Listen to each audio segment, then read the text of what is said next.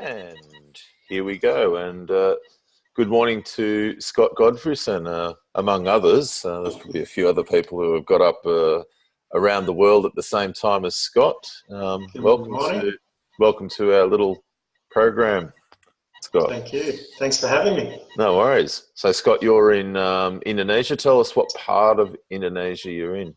In Jimbaran on the south end of Bali at the moment. I've been based here for about 5 years, although I've transitioned back to Australia and just back for a little bit, just doing some property stuff over here, and then transitioning back to Australia after 5 years away, 6 years. Yeah.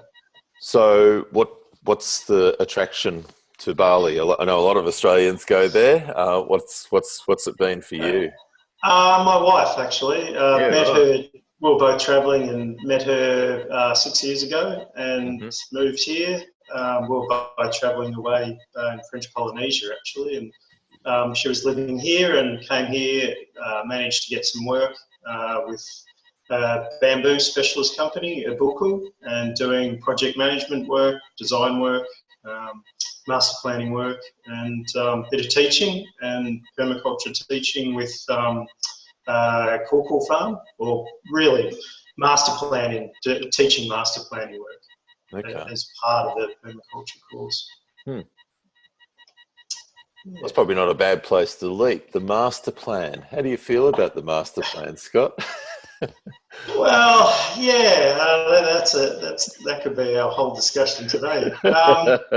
It's been interesting because I've been doing it for over 20 years now, and it's I think it kind of means different things to different people, and my take on it is that it's kind of an evolution. It's not something that is a static thing, and I think it's around setting up really good constraints. So it's about researching and understanding your project for as many different perspectives or lenses as possible, and then setting up a bunch of constraints which can then help you make good design decisions along the way. So, because one of the things I've sort of, in my evolution, where I think you're a little, how old are you? 40. Oh yeah, so you're 10 years younger than me. So one of the things that I sort of got to about halfway through my career was not doing master plans, because I found that, and it was particularly well reinforced by, there's a line in the holistic management framework for decision making which says, when you're planning for with the environment, assume that you're wrong. Yep. And that sort of reinforced part of what I thought anyway, because I was getting, you know how in this space you can get very far ahead of yourself in your type of visioning with a space, with a landscape. How do you feel about that? Yeah, I think a lot of the design process for me started off working on a few projects as a junior and trying to understand where the masters that I was working with, or the senior designers, where did they start or how did they approach a project? And I think you always need a base point to start off with. And so I suppose through research and practice and experience, I started to develop a process which would help me to actually start to put components on a page. So put your elements or the parameters in which you work to down as a base point in which you can start working from. And so was kind of early on was thrown into a few different projects where clients were saying, we've got a project, we want some things to happen, we don't really know where to start, what's your suggestion? And coming in at, really just light on kind of consulting work, and the more that we delve into the projects, the more we found, the more we didn't know. And so it became more and more research. So really that master planning process was heavily kind of weighted towards working out, well, what can you do and what can't you do based on regulations, based on the people that are involved, based on financials, and really what are the outcomes. So a lot of that process worked in kind of two phases: constraints and opportunities, but then also what was the social parameters for a project. So, you know, how, because really any project can do amazing things or fail, and a lot of that will come down to the people. So a lot of the master planning work tended to lead towards really what we call invisible structures, or kind of the social engineering behind the project, and enabling clients to be able to basically tackle one task at a time, or at least get something that they can grasp and then start to develop and move on with, or at least some things to think about. So, and hopefully not spend a huge amount of money and fail, you know, at the start. So would it be fair to say, and I mean, we touched a bit on this the other day when we had a check-in, would it be fair to say that your front end of this whole social check-in, this whole participatory space at the start, would you say in time spent that's more time spent on that than the actual physical design, or how does that sort of span out for you? Really working out, I think the easy part for a designer is working out, okay, what are the physical components which you've got to put in and lay out and put that around, but how that arrangement works on a social aspect and from a visionary aspect, that's where things start to get interesting, I suppose. And particularly the more people that are involved in that process, the more complicated that gets. So as an example, some of the projects I've worked on and range from have been from community garden projects, right, and from small community projects to large community projects, right through to, you know, multi-million-dollar high-rise developments to resorts all over the place. So, it's quite interesting because when you're working on a big commercial project, the client takes your suggestions and doesn't really, or questions very lightly, and these can be jobs that are worth, you know, $100 million, and they look at your plans and go, yep, great, bang, and just go and start developing it. And then, but when you're working with, say, you know, more residential projects or farming or master planning or eco-village projects, that's a very different kind of kettle of fish. It's actually easier as a designer to design, but much harder when you're dealing with the social aspects of it and making sure that everyone's on board on the design and the idea and to work forward. So when you did your degree in landscape architecture, was that something that was addressed within that? It was, so I graduated about 20 years ago, and at the time the course was transitioning from more a traditional landscape architecture so I went from a Bachelor of Science to a Bachelor of Design, and so we had an option to kind of go both ways, and it was just kind of, it was interesting going through that process where now it's more design focused. I would say this was from RMIT in Melbourne. But going through that stage, it gave me an opportunity to focus on areas that I was more interested in. So looking at eco-village design, community-based design, and farm planning. So, and the university was really supportive of that at the time. But in terms of this whole working with the client, because when I think of it, I think, well, architect, you know, if you look at anyone can be a designer, but not everyone can be an architect, and creating that distinction. And what is that distinction? Is the distinction that extra piece of the social engagement with the client, which is where your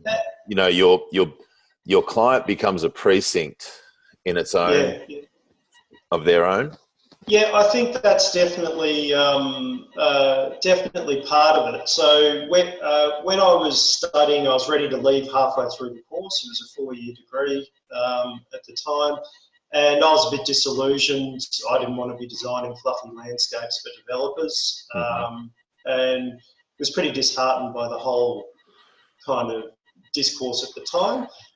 And then I went away, did some work doing some master planning with, you and I both know Douglas Bullock from the States, a kind of plant master and a very long background in permaculture, and just an amazing, amazing human. And working with him, I realised he was this kind of grand master and had this amazing understanding of plants, but he was kind of not being respected for his expertise, I felt at the time, and not being compensated fairly. And at the time, I'd worked in a few landscape firms, and I saw that there was an opportunity, if I went back and got a degree, that I could put a layer of professionalism with him. So we decided we wanted to work together early on and do some projects together. And so I committed to going back and working, and that gave me definitely working with a client, a level of professionalism in how to manage that, and obviously just general business management. I went back and studied basic business course, which definitely helps in client management. And so just understanding the basics of negotiating a business or trying to manage a business. Yeah, it's definitely the landscape discourse helped in that process, but it was more about experience too, just working in firms, in design firms, and going out to site meetings and so forth. You start to pick that up, which I think consultants that don't do a landscape degree can also get. Sure. So it's just that the landscape degree also gave a skills to graphically communicate the project, and graphically communicate your ideas around. It could be a small backyard or a 100-acre property or 1,000-acre property. So and be really efficient. So it was really working for firms gave increase the efficiency in doing that. Yeah. So what might take a week turned into an hour to communicate a few ideas. So you basically went to an 8-year trade school, 10-year trade school. Yeah, you might say. Yeah. And did so, you, in that process, did you? Well, you obviously work with Doug and the Bullock family, a fabulous family up there. For those people who don't know, up on Santa Cruz Island in San what? Pardon me. Orcas Island in the San what are they called? San Luis or San Juan Islands, I think. Yeah, San Juan Islands. Yeah, it's a beautiful island. It's a very unique island, Orcas, because of its shape. It's like a horseshoe, isn't it? And they're right at the apex of the horseshoe. Yeah. That's which is kind of interesting. But we had some very nice time with those fellas, and when we met them in 2007, that's when we came across your work. Yep. And because we went into Doug's shack, and he pulls out this book, which was a sleeve, which was within a sleeve, and the sleeve was awfully ornate. And I went, bloody hell, what's going on here? And all of this stuff. And then he introduced us to your output, which was of the kind and quality that I had not seen before. So which you've just continued to carry on with. So landscape architecture as a body of work has taken you places, obviously. And it's culminated to a point now where you've created this Botanic online program. Yep. Is that a fair sort of assessment, or or what took you from the landscape architecture stuff through to doing Botanic online? What's the background there? I think one of the real drives for that was, I was working for a lot of different firms and running my own projects as well. I was getting a bit sick of sitting in front of a computer, and really wanted to get my own project. That's always been a dream, is to grew up on more of a hobby farm, but always wanted to end up on a property somewhere, and land prices, I just saw them skyrocketing, particularly for really good farmlands, where I was living in southeast Queensland or New South Wales. And I realised that if I wanted to end up on a really good piece of land, then I had to make a change somewhere. And just at that same time, my brother, who's a Microsoft engineer, approached me, and he'd been working for the banks and various government organisations, and he's a database specialist. And we started throwing around a few ideas. And originally, he wanted to get involved in permaculture and develop a management system for kind of, I suppose, holistic projects. And I felt like that was too specific, and I felt like it would have been difficult to commercialise. And I was always passionate about plants. And it was funny, we were talking about Doug before. As part of the Exos and the projects that we were working on, we started to develop a database of plants that we used. And Doug can spot a plant that he's never seen before, he's only read in books, and we'll go to a plant collection and he'll know every plant in there, its use, its function, how to cook it, and all those sorts of things. And I always thought that you could learn that sort of knowledge, but after spending some time with him, I realised that there's actually, I just don't have those set of skills. You've got to be genetically predisposed, haven't you? Yeah, exactly. And so, feeling a bit disillusioned, I thought, well, I've got to start collecting some of this information. Started putting it into rudimentary spreadsheets and creating species lists. And when my brother came to me, I thought that there's an amazing opportunity to develop a holistic plant database, in effect. So, and one of the key drivers for what we've been working on is to make it universal. So another amazing thing about working on the projects with Doug is we travelled around, and everything we do, whenever we'd start a new project, one of the first things we'd do is find all the interesting plant people in the area. Because all of those projects, but was mainly around food production, but holistic production. And so we would go and contact, if we were thinking that maybe there was some bamboo or timber species or market gardens, we would go and find out who were the people doing it in that area, and who were doing it the best, and how they were doing it, where were they getting their resources from, their genetic stock. And so all of these interactions with these amazing plant people from a really diverse background was a real driver in trying to develop a platform where these people could interact socially and share lists and share ideas, basically. So a driver was to make a plant platform which was universal. So multilingual, universal, and could basically work for everybody.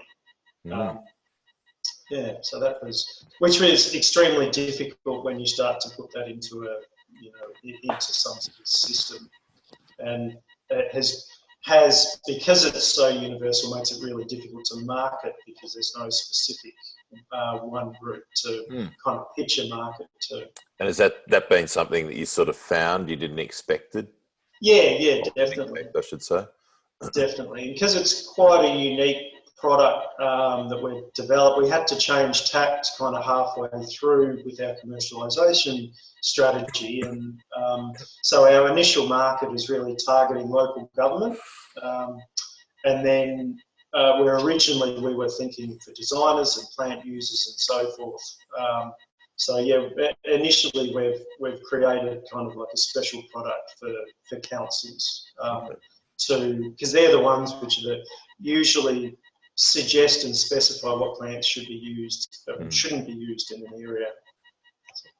Yeah, and so I imagine too that everyone from catchment management authorities who are also plant recommenders or not, natural resource management organisations, NRCS in the US, whole range of those sorts of characters would be really great. So perhaps, given that we've got such a wonderful vision of you at the moment, we might it's sort of like it's this incredible patina which I have captured because I think it's I think there's actually something you can do to photographs that does this for people. So, but this is doing it naturally. But it'd be really great to have a look at your screen and perhaps share with people who are watching what Botanic Online actually looks like and how it might look, because it's not far off. No, it's we're in the process of just finishing some final testing. Yeah. And actually looking to launch, and we're looking for basically putting it out there now to get some feedback at a broader level. Yeah. Finished initial testing and putting it out there to local governments, so councils. We're mainly focusing on southeast Queensland, northern New South Wales at the moment, but we're also reaching out there. We've got a few connections in Victoria, and basically putting it out there to anyone who might be interested in testing a system like this. So it just so happens you've been able to embed yourself in the Regrarians website. I don't know how that happened. Okay. Here's one we prepared earlier. Yeah. So I'll go to, so this is the Botanic Online website. And the basic format of the site, there's a search at the top bar, which is like a Google search on plants, or that's what we're developing. Yep. So it will search on any botanic name. And an interesting kind of note about when we started doing the research on the plants is I always understood that there were millions of plant species globally. But after doing research, there's actually only about 400,000 recognised plant species globally. Yeah, which is quite amazing. And don't start a fungi online. That will take you places. That's when you got the millions. Yeah. Yeah. And there's actually only about 10,000 plants which are commonly used globally. Right. Well, that's really interesting. Yeah, from a data perspective, it actually made our job a little bit easier. Yeah, it's still a lot, but it's not ridiculous. Yeah. And so we've got a global search up the top, which can search for any name, and it's all predictive. So might be a little bit slow. So we can just look up any name. And that will search the database basically. If you put in a synonym, so that's a plant. A plant might be known as another name, which isn't the authenticated name. It will also direct you to the name which is being commonly used, right, or that's the authenticated name. Yeah. So there's a search up the top, and you can do a search on any plant. And then we have these characteristics on the left-hand side, which is like a refined search. So I just cleared that list that we're in. And we've tried to build the most comprehensive data model possible. Most data models have about 40 attributes or plant attributes, so attributes associated to a plant, like whether the plant's got a name, how high it grows, what leaf shape it's got, and so forth. The largest kind of model that we could find had about 180 attributes associated to it. And what we've developed has got over 400 attributes associated to it, or the potential to have 400 attributes. And each one of those is indexed and searchable. And then you can search across any number of those simultaneously. So this is the refined search on the left-hand side, and this is just a few of the attributes that we've got. So we can search on common name, broad classification. So we'll click gymnosperm. So it's filtered our list out, so it pulled out 500,000 plant names. Now I'll go to the status, and I'll only choose accepted plant names, so no synonyms, and that's pulled it down to 312,000 plants. And you can basically keep just hammering into the refined search to find a plant that you need. So instead of having to go to Doug and use his mine database, where we can go through, which may in fact be quicker. Yeah, well, I think it is. A process is a bit quick. You just need to tap in somehow. Probably that'll happen one day. But this is we'll use this in the meantime. Yeah. So we're still developing the data in here.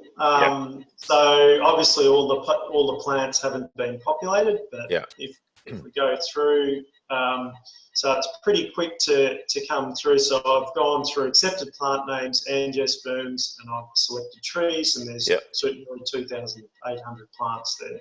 Mm-hmm. So if you're searching for one specific plant, you can go through that way. Yes. Or you can actually go through and have a look at and create plant lists. So it's probably easier to have a look at a plant list I've already created. So a note I just made there, Scott. Do you think that because it's really interesting looking at it from the two angles where you know, because a lot of people will know a plant and what they'll do is they'll just bang it in and just do a botanical name search or a synonym search, a common name search. Other people will come in and they'll be looking at something.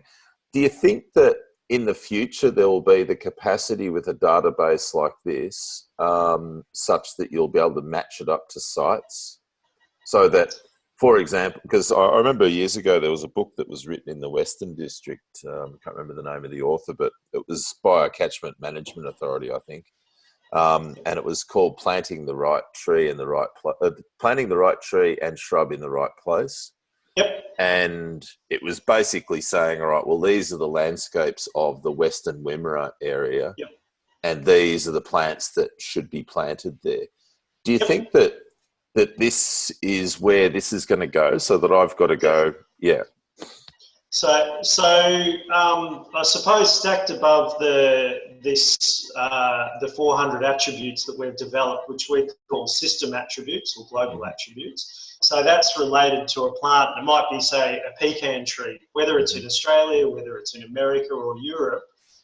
Those system attributes are generic. They'll go across. So it'll be a botanic name, how high it can potentially grow, so forth.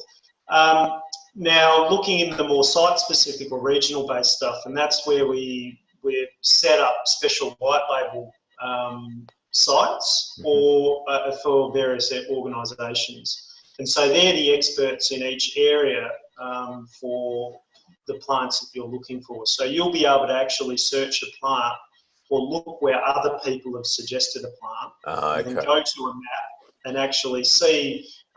It might be, you know, a farming organisation, or it could be government where they've used that pecan tree, and then you can actually go onto that site and have a look at information that they've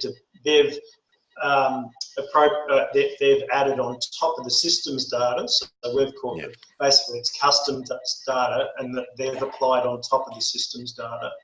And so that'll work simultaneously, and which we'll see in a minute with the Regrarian site that we've just mocked. So, in other words, the data that your users put in will develop a metadata, which you can then mine effectively. But the mining will be, here are these species in place, and that will then only strengthen. So the use of this and the geographic placement of those individual, or recognition of those individual species, will then can be lined up with associated soil data and climate data and all of the rest of it, such that over time you should be able to say, all right, well, this is where I am. What are the plants that can grow here? Because that's often the question, isn't it, Scott? Yeah, exactly. And so one of the things, so when we approach a holistic project, and you want to develop a species list for it, you basically go look. First thing we do is look at climate data and look at the extremes. What are the extreme weather events? On some projects we worked in Northern California, they'd had some severe cold weather events, which basically wiped out a lot of crops in the area. And that's where, instead of dropping to Celsius, sorry for the guys in the States, -3, it dropped to -10. And so there's a whole lot of plants that fit within that range, where as soon as you go beyond, like citrus, for instance, will handle a bit of frost and will hit -3, once, a couple of times a year. If it's constantly hit by that and hits a -10, that's going to knock it off, potentially. So, and we saw the effects of a lot of these cold events in California that had knocked off a lot of plants, and it was really quite obvious in some of the areas that we saw. The obvious ones were a lot of the palm trees, that some of the more cold tolerant palm trees had handled, and they basically, some of them were burnt and some of them had died, and you could see where that had happened. So this sort of information can be kind of gathered. So you'd be able to create a plant list basically by going, well, what's the plant tolerances? What are the coldest temperature on the site that I'm looking at? So you could match up the data for a site on based on local weather conditions, and it might be extreme events. And then you could plug that into the system, put in those extreme events, and it will come up with a list of potential plants that you can add. Yeah. So, and then taking that though, looking at it from the holistic perspective, you would then take that list and start to go and make observations, go speak to the farmers in the area and go and test that list that you've put together and see what the local observations are. Yeah, no, that's a fascinating future. So, I mean, this is great to start with, but I think that that'll probably be the part of the excitement for yourself would be to see that once used, it will open up all of these other doors of function. Yep. Yeah. Yep. And so we really want organisations all over the place creating lists and making recommendations on. So councils, the obvious things are the weed species lists. So there's federal, state, and then local levels weed species lists, where it'll vary. Like some, say, North Queensland plants are considered weeds in Southeast Queensland, for instance. So, yes. So looking at those parameters, region-based, and that's why our commercialisation strategy, we're initially looking at targeting the organisations which are government, which specify those sorts of things. So, and then they can go down, usually a council, well, all councils have mapped regions, and often based on ecological niches. And so they'll actually already have mapped a lot of vegetation overlays and what can grow and what can't grow in an area.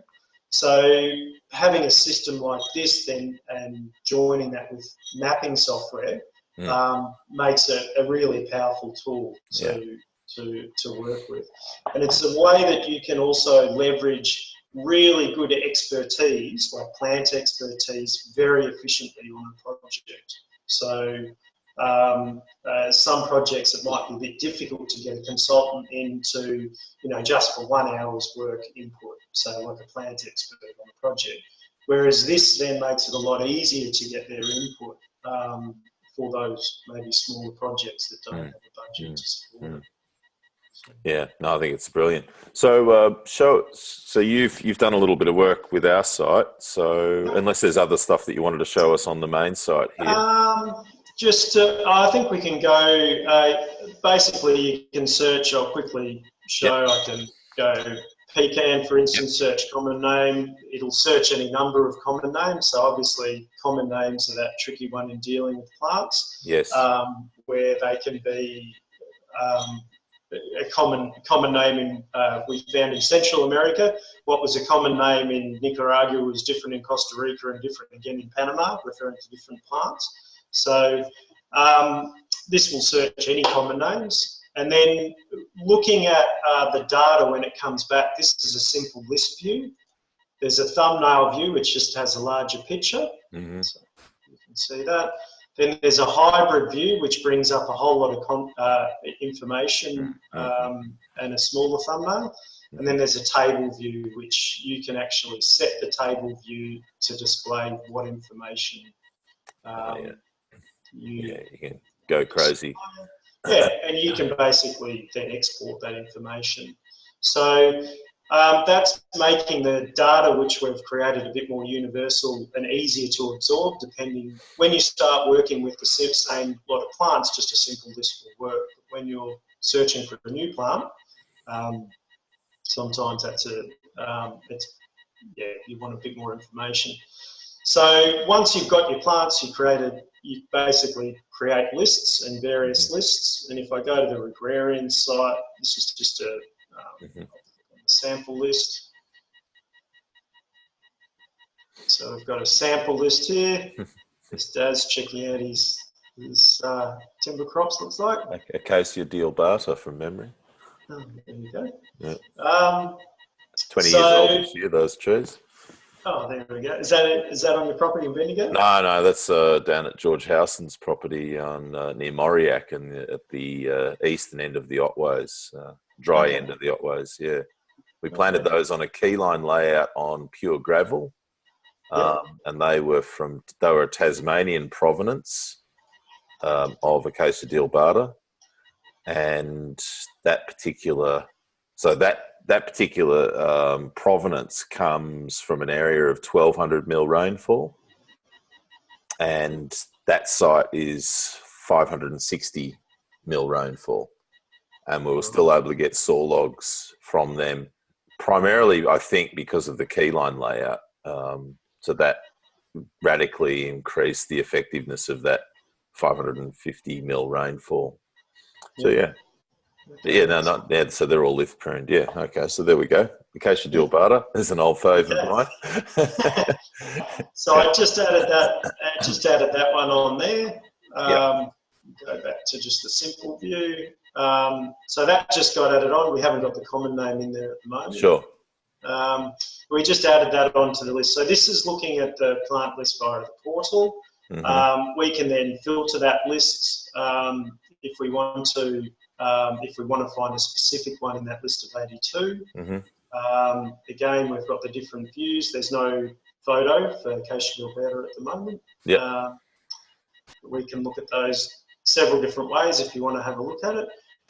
So that list, we actually created a white label site for Regrarians as a mock-up, which is in effect, it's a rebranded page of a whole lot of plant lists.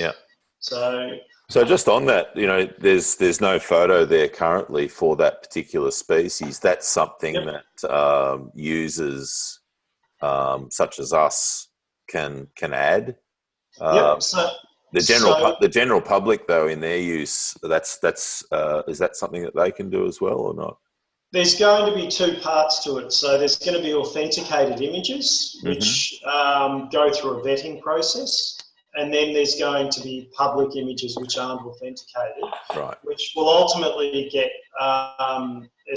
basically a board of users reviewing and authenticating those. So we've got about 20,000 images in there already, mainly on plants in southeast Queensland.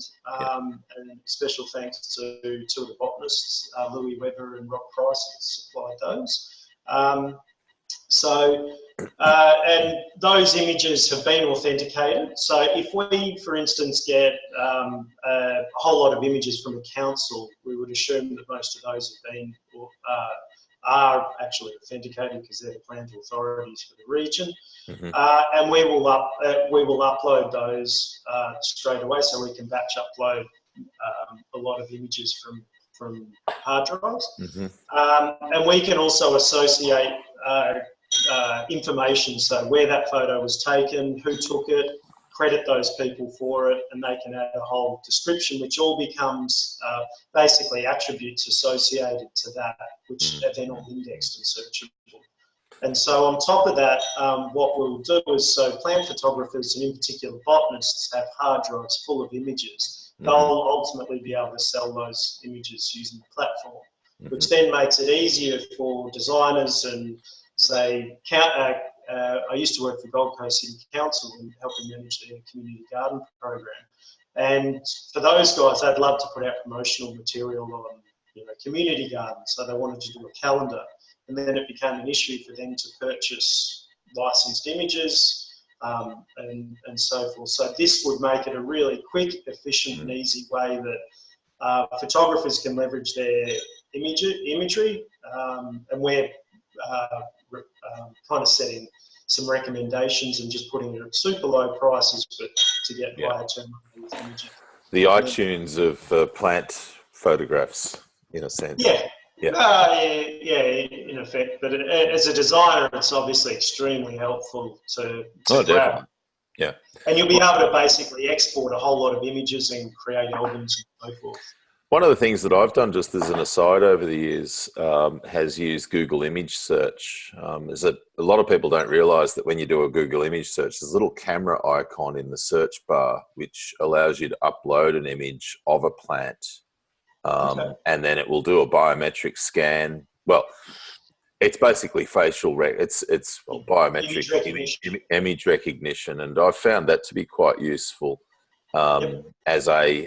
because plant ID is a fun part of it. A lot of people have, and there's obviously in botany there are very well developed taxonomic keys that are used to identify plants, but you still need a bit of expertise for that.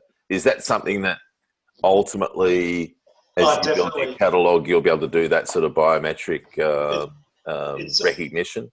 It's actually not that far away. We've done a whole lot of research, and we've got some experts who are ready to do it, to do that.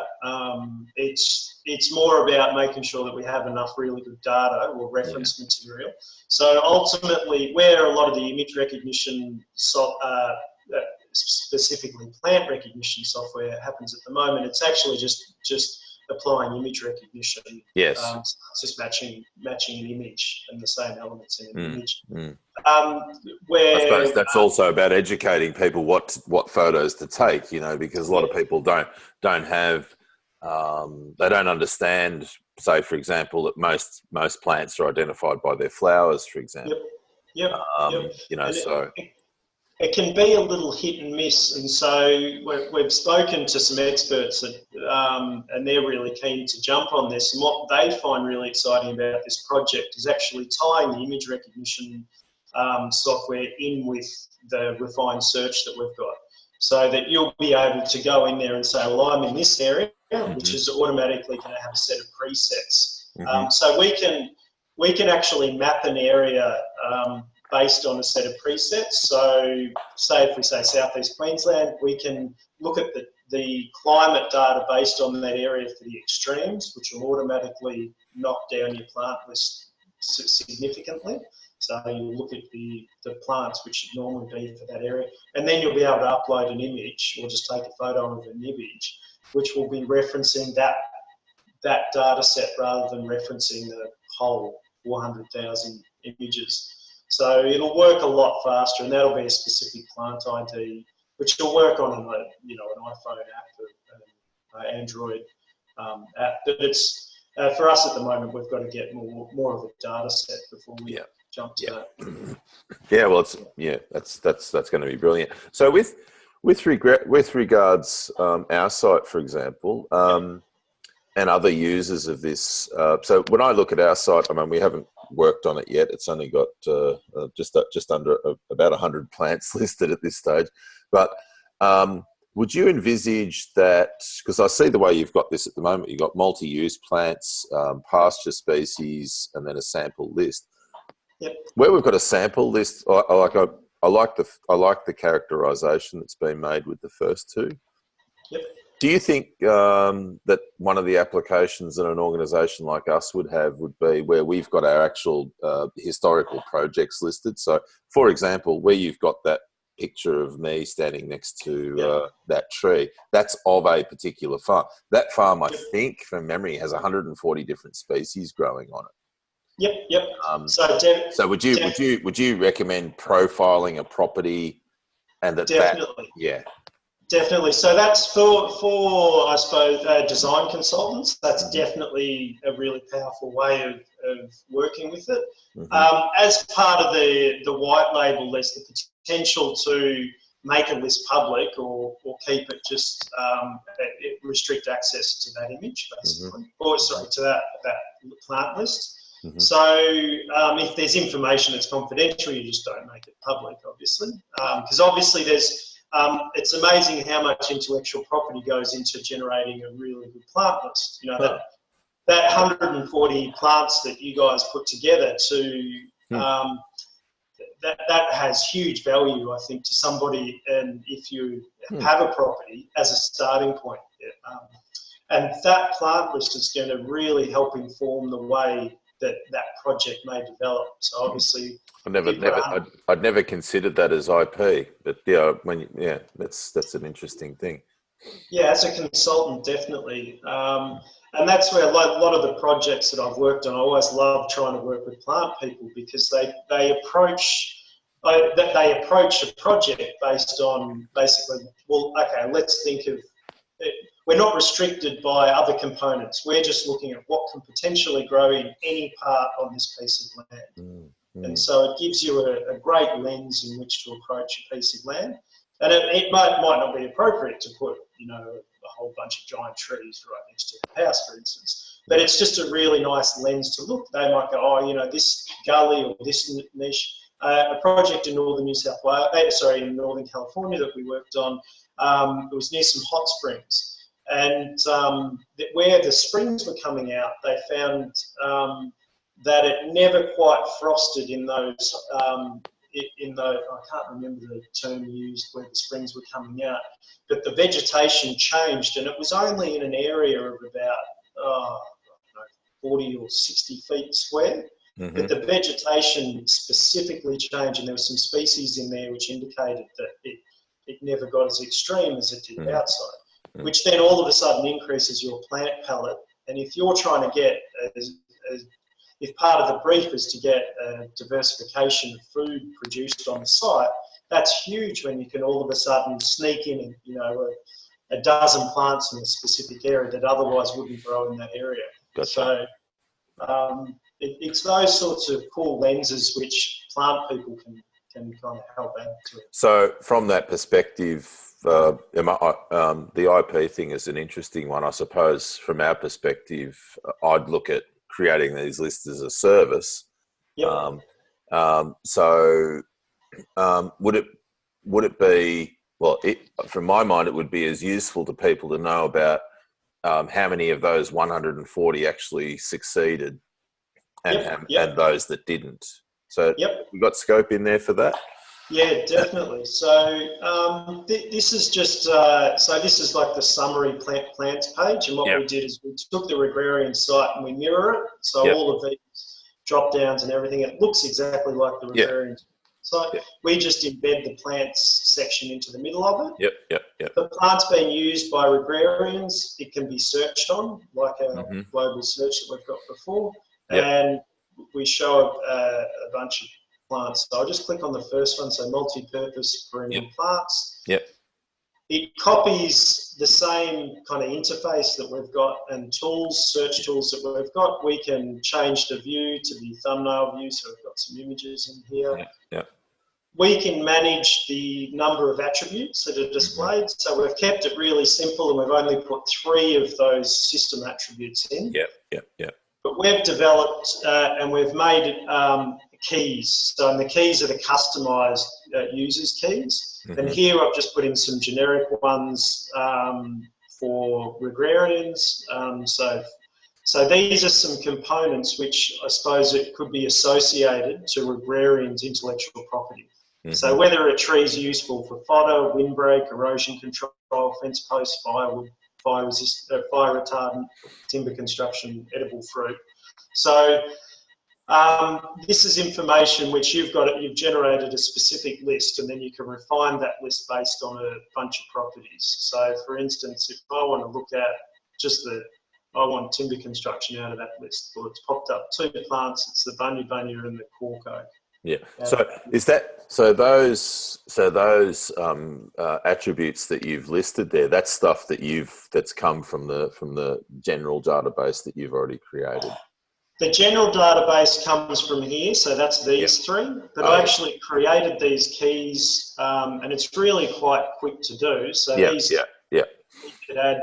Well, is there a key that you can think of that you'd potentially like to add?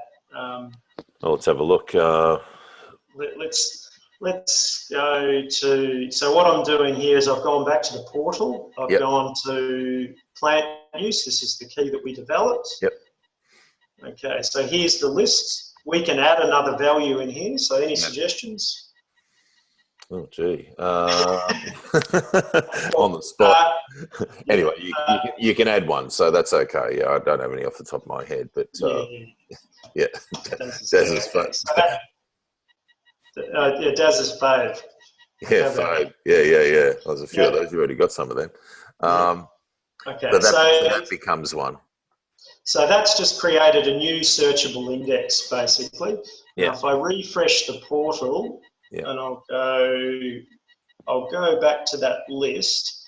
Mm-hmm. Now, once we apply a key to a plant, it'll always show up across your account. So if we apply it to, let's go to the bunya. Here's the key. So when I hover over it, it comes up.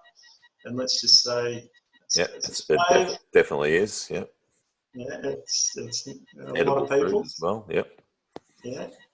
Okay, so we've just saved that. Now, if I go back to the Regrarians website, refresh it, there'll be a new key here, Daz's fave. Yeah. Click on that, and there it is. Oh, there you go. So, and you can create, lists with thousands of species. You can create, so where it works really well for a consultant is to create a bunch of reference lists. So these might be kind of master lists of plants that you commonly use, or they might be regional based, or they could be based on use. And then you quickly go through and create new lists for projects or using those reference lists, basically. So most people who are dealing with plant lists generally are using Excel spreadsheets, which can potentially have a whole lot of issues when you're looking at versioning and sharing those lists with other users and having people add and take lists. Well, formatting, because if you're going to use a CSV file, well, then it's pretty shitty sort of thing to look at.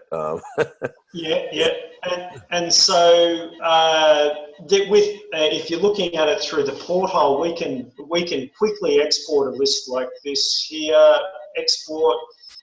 We can choose what we want to look at. So we'll export the plant use. We'll export, here's some pretty standard ones. Yep. And then we'll go export, and it spits out a CSV file. Yep. Basically immediately. And you will know, you'll get all the spelling will be correct. Yep. Just trying to, there we go. Yep. So, and all of that content that we just spoke about, without having to, spend a lot of time, we've just spat out. We can take that to a project. That's interesting, because one of the things that we developed years ago was this Regrarians workbook, and in that is naturally plant lists. Maybe I could just share the screen for a moment, Scott, and I'll just show that, because it'd be interesting to get your opinion on this. So I'll just share my screen. Do I stop share? Yeah, I think it'll just go straight over. Just get that up. Now, can you see that all right, mate? It's coming up, yep. Yep, so where are we? The drive.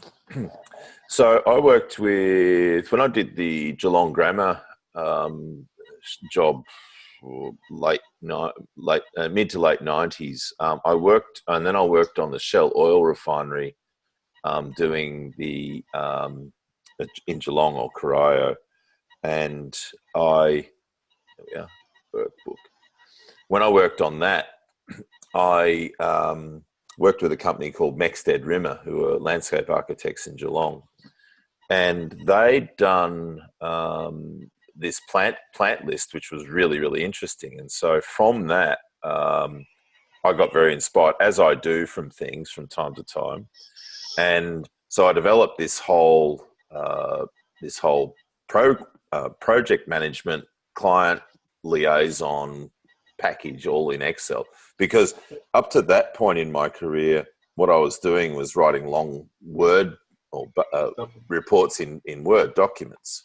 Yep. And it just seemed to be that because I suppose I was a bit unique in that I wasn't just doing design, I was also doing implementation. And so I needed So basically I needed processes and I needed lists. I needed shopping lists, because a lot of it when you're doing the development phase is here's all the bits that you have to buy, all of the supplies. So using Excel or using a spreadsheet seemed to me to be a lot friendlier method of doing that than using Word, because you can't do calculations in Word. So, you can't. So anyway, so we developed this whole method. So we put the client sheet. So back in the day when we had, when everything was in paper, we had a little folder, the client would ring up, we'd type all of this stuff in and, get essentially what, where they were, what their brief was, because we'd refined the brief down to these particular items, and then all of the follow-up stuff and so on. Yep. Then we developed a checklist, which has come in now, and this is our Regrarians checklist, which people can buy off our website. Yep. And so these are all of the questions that you will ask. We've added into that for us, when you go out to a site and you do the questioning, when you start, when you stop, that practical stuff. Yep.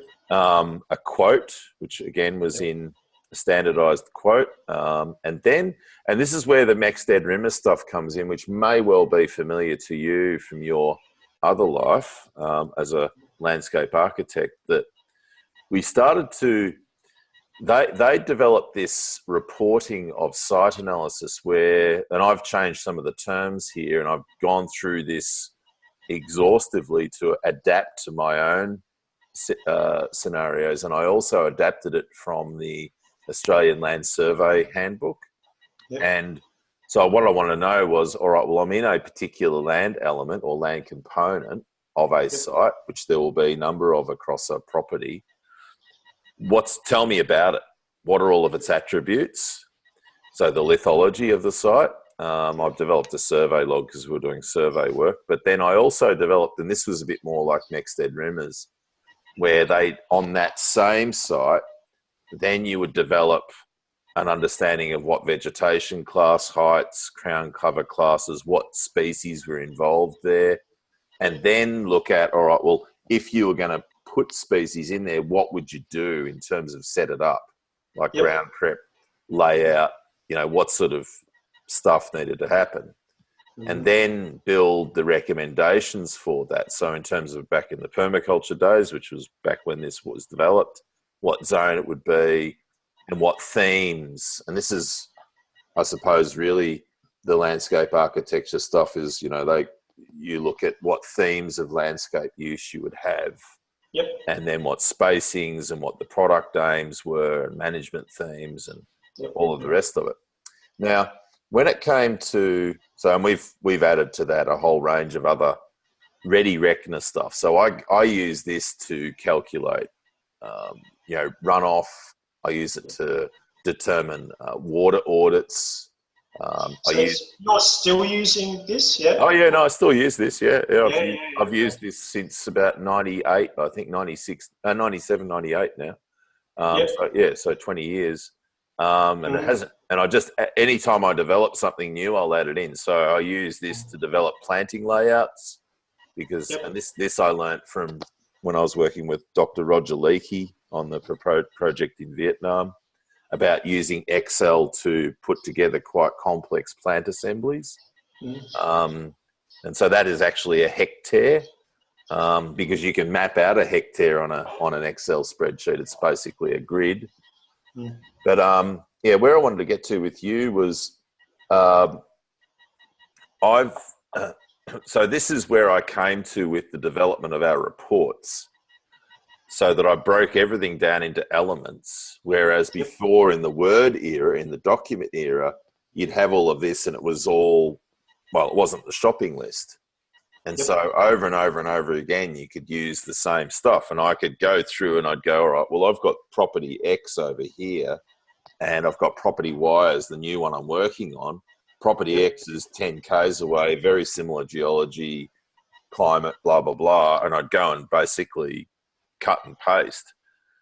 And so you develop these plant lists where you'd say, all right, well, these are the species. This is who I'm buying them from. This is the price put in the ground or price of the of the tree itself, how many I needed, and so on. And then there's that total establishment cost, and then, you know, anything else, any other bits. So I suppose where I'm getting to is that when I just saw you export out that CSV, I could basically go through and do my work of researching the plants and that sort of thing in Botanic online, and then I could export that out. Yep. And then it'd be relatively easy to morph into something like I've got here, which is something I've been using for 2 decades now. So ultimately, you'll be able to create. There'll be a special key for suppliers, so that you'll actually be able to tie this in with the supplier's website. So if they're on the platform as well, they can put their costs and their availability. As you know, a lot of times you go to specify a whole lot of plants and they're impossible to get. So you would integrate this in with your supplier network as well, potentially? Yeah, there's a potential. Yeah. So as part of our, I suppose, aim in developing the website was that it was important that the platform had to be universal, and it didn't matter who was using the site. So we were constantly going back and testing and saying, okay, how would this work for a botanist? How would this work for a nursery? How would this work for a landscape contractor? How would this work for a landscape architect? Or how would this work for a farmer, council? So anyone who works with plants, how would it work? And we were constantly going back and testing it. And so ultimately the platform can be customized to support all of this. And this, so rather than with Excel spreadsheets, rehashing, that content would be in there. So you'd ultimately be able to go, okay, I'm looking for these plants, do a search on suppliers. There'd be a whole lot of suppliers in the area that have it available with their costs. And so you'd be able to put out a tender or cost sheet really, really quickly. So, well, that in itself is an interesting thing, because people do get to a point where they're just looking for plants. There used to be a book, I think it was called the Australian Plant Finder book, which I used to buy every few, and that was brilliant. But then she stopped making that. And there are platforms now where some of the big breeders have some plant breeders have some really good platforms, I think, to go and do a lot of the searching and work out the costs and so forth. And we're not trying to compete against those guys, but what we're trying to do is just make the information more accessible. So it'd be easy to basically plug in a few costs. You could basically set this up to work for yourself, or you can set it up to link with other organisations. So, gotcha. And an interesting thing, as you'd obviously know, when you start dealing with large areas, the plant numbers start to, when they start to get up there, obviously, so does the cost. And then all of a sudden, a few little recommendations of doing some plantings here and some plantings there, and all of a sudden the client's like balking at the they love the idea of it, but the reality is, for a lot of the projects to invest so heavily into a massive planting area, it becomes a bit daunting. Well, that's one of the reasons why we put these into their individual elements or blocks. Yep. So FD6, you've got as a client, you've got your shopping list. You can, I don't know if this is all alive, but you could. We developed this so all of the, you could see what the global cost was, but if you didn't want to do FD6 this year, then you didn't have to. Gotcha. And you can start to budget it for that very reason, because it's not usual on broadacre projects that you just go blat. It's usually a process over time. So one thing will follow the other. Yeah, that's really cool. Oh, maybe I'll go back to your screen. Now I've had my little expose. I love it. I love this sort of stuff. Yeah, I gathered that. You could probably look at it and go, "Yeah, I'll probably do a bit better." But anyway, it's worked for me over the years. Yep, and that's the thing. And I think that's going to be one of the great things about this. I mean, we're right at the start of this, effectively. Well, not for you. This has been you and your brother's game for a few years now. You've been working hard at this, but now you're just about ready. But this is going to be something that it'll be a go-to for people that they just use all the time. It'll be, you know, one of those places that they just regularly go to. Yep. Well, one of the interesting things we've found in testing is that for a lot of designers, it actually increases the efficiency so much. So most digital platforms want to encourage users to use their system as much as possible. But one of the things that we're finding is that it makes it so efficient to generate a plant list that instead of spending an hour to create a plant list, they've spent 2 minutes. Yes. Which means they're not using the system, which kind of goes against what a lot of digital kind of platforms are trying to do. But for for design firms, for instance, it's fantastic because obviously that's time's money. So that's right. Well, it's like the shift from from analog design to digital. I mean, I remember that shift for us was about a 200% saving in time. And then, I mean, the risk with the shift from analog to digital also gave you the capacity to go down rabbit holes that you couldn't go down before too.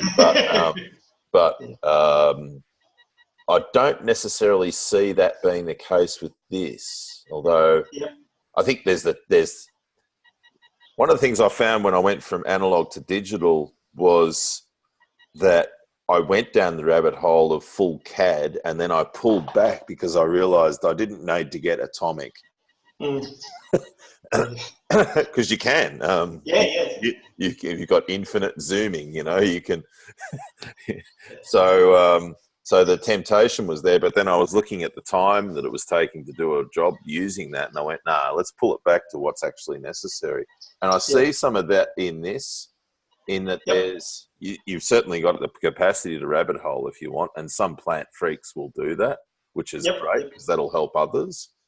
But you can also pull right back and just get a really fundamental base, and that's where I think those keys are important. The key features of a plant is you can certainly go.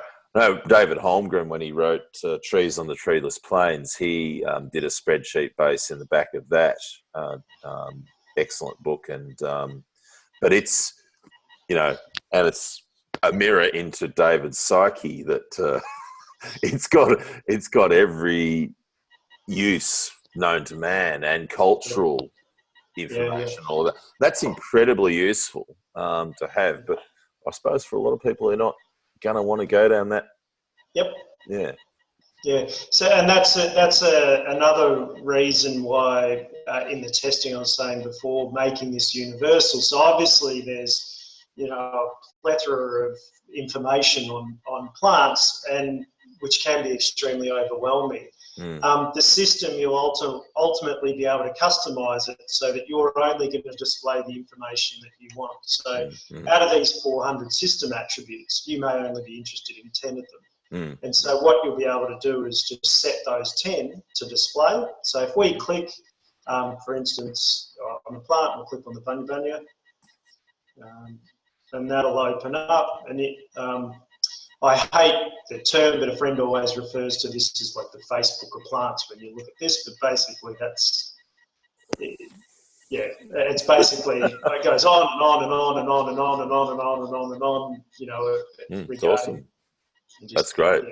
Someone obviously likes bunyias because there's a lot of it. But each plant will actually have basically pages like this potentially, and each bit of information gets referenced so that you can you can find out where the source is. So it's just not a bunch of random information.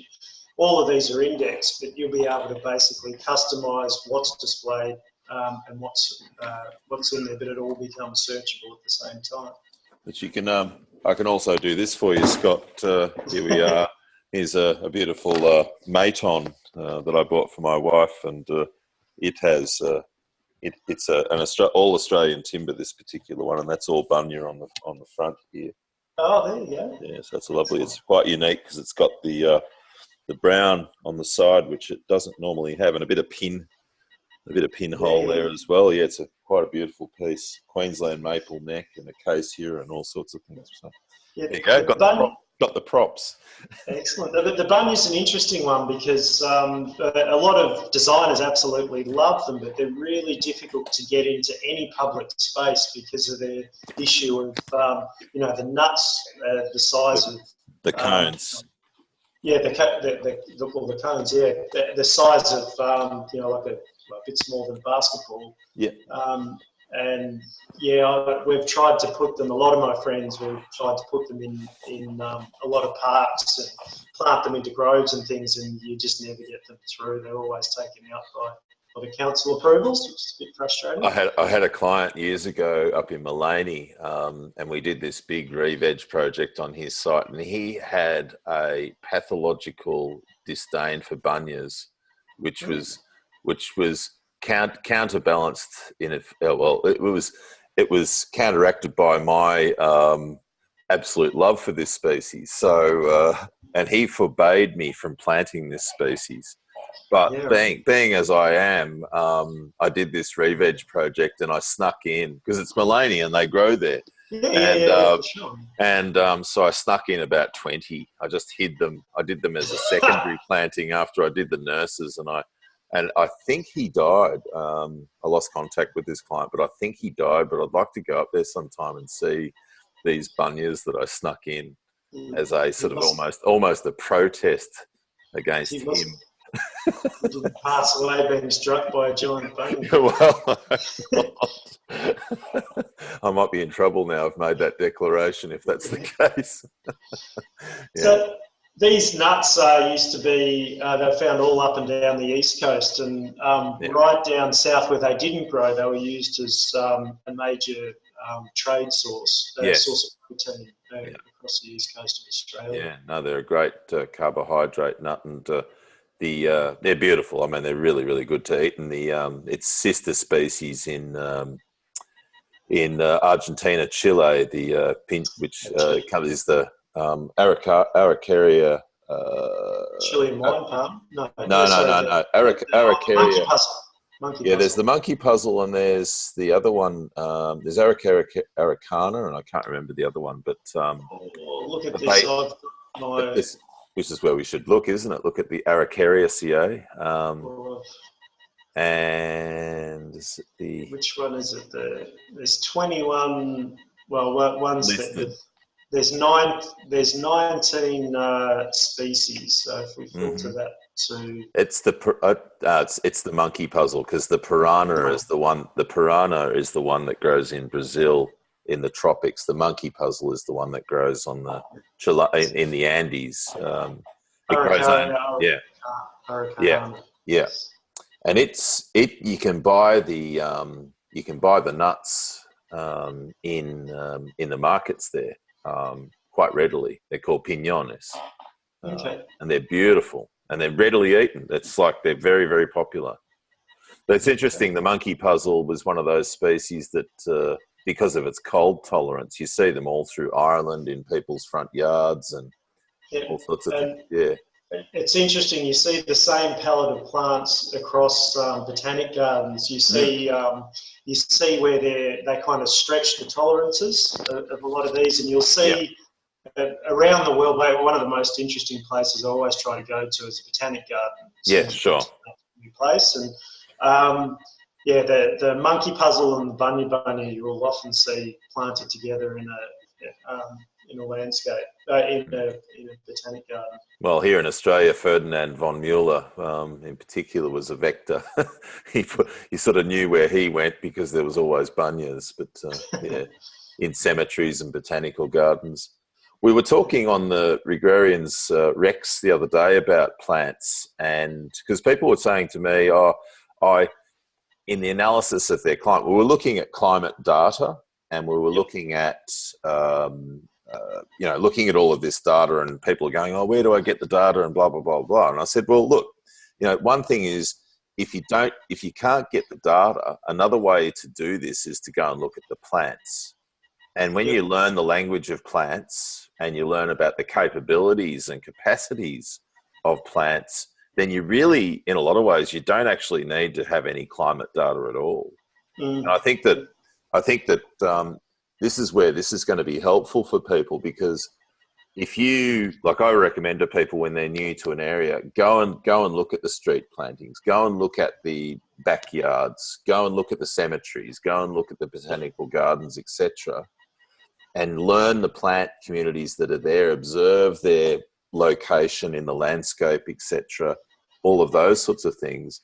And then that will tell you probably more about the climate than any database will give you about the climate that's been, once you understand it, you'll be able to get rainfall, you'll be able to get the amount of cold, the heat units, all of those, how hot, how dry, all of those things you'll be able to get. Definitely. So this will be really helpful in helping people to understand that. Yep. Yeah. We hope so. Well, that's another part of this, Scott, in terms of one of the things that a lot of people will talk about is, like, if I can see a bunya growing, then that tells me a whole lot of other species will grow. Definitely. So how do we play that in the recognition of things? Because that is something that a lot of people with plants do, isn't it? Yep. Yeah, definitely. And that's a process. Douglas Booth, he calls it analog climates. Yeah. And it's a process where the first thing we would do when we start a new project, we go and see all of those places that you just previously mentioned. So go to any botanic gardens, go to any public, go to vineyards, go to farms, any open days that they have, anyone who collects any type of plants, and basically generate a plant list of plants that you've observed. Mm-hmm. When you start to see that list, you start to see certain relationships in the way the climate is working with those plants. If you say, for instance, have we're working in Northern California on a project, and Doug was wanting to look, I think it was, there was a group of plants which, doing this analog climates process, we worked out the extremes of what the climate was. We then researched globally where else similar, at a similar elevation, similar climate extremes, was globally is that area. And then we would try and find what are the traditional plants grown in that particular area. And you'd actually start to pick up, so maybe if an almond was being grown, for instance, you would look at, or if you observed an almond in the landscape, you'd go, okay, well, that's a commercial crop. Let's go see where else that's a commercial crop and look at what else are they growing with that crop. And so all of a sudden your palette grows and you start to pick up these synergies between the different species. Certain layerings of say, looking at fruit and nut orchards, for instance. And so you can start to build up kind of a bit of a design language using the plants, which then can help. You can quickly then get some images to help describe a landscape to a client, and then also get some data on businesses, with real outcomes for certain areas. So. No, it's fantastic. I think, this is one of those sites that obviously it's got a commercial base, but at the same time, it will also have an enormous public service. So bravo to you and your brother. What's your brother's name, by the way? Sorry? Dale? Yeah, bravo to both of you for all. I mean, I think anyone who understands this would see, just as an inkling, the enormous amount of work that goes into something like this. So that's true leadership to do that. So brilliant work, mate. Thank you. I was thinking now, unless you've got other things to talk about with Botanic Online. No. I was thinking, and we just from our perspective, our role now is I've got to allocate my own or our own resources now to spend a lot of time on populating our Regrarian site so that people can find that really useful. And that includes adding all of these properties with their with their different plant species that were established and what their relative successes were. So we've got ourselves a lot to do there. I've just got a point here on Facebook. Mention to seeding versus planting success rate. Mention to seeding versus planting success rate. Yeah, well, that's I suppose, Zhao, that's always a question in terms of cultivation. So I think Zhao's question there is that, let's say that if I'm planting a species, is it better to plant by seed or is it better to plant by plant vegetatively? Is there information that's directly available about that, Scott? There will be. It's in the model that we've developed. So, and obviously it goes species by species. So some variety by variety, really. But that'd be something for like that we do, where we're putting in stuff in terms of our successes. Yep. And we'd say, look, because there's some species that I would just say I wouldn't even bother planting by seed. But then there's others I'd say you wouldn't do it any other way. So or by bare root. So yeah. All right. Well, I was thinking then maybe we could have a look at your other work with Exos and sure. So because you've got quite a portfolio that you've built up over time. You've probably got the most beautiful CV I've ever seen. It's quite. Oh no, it looks pretty bloody good, mate. Mine, you haven't seen my CV, obviously. It's just a spreadsheet. Now I've got CV envy, and bloody hell, you bugger. Well, a great graphic artist friend of mine helped me. It's nice work. Nice work. So the Botanic online stuff that we just spoke about. Yeah. So there's a mixture of things. So Exos that I helped co-found with Doug.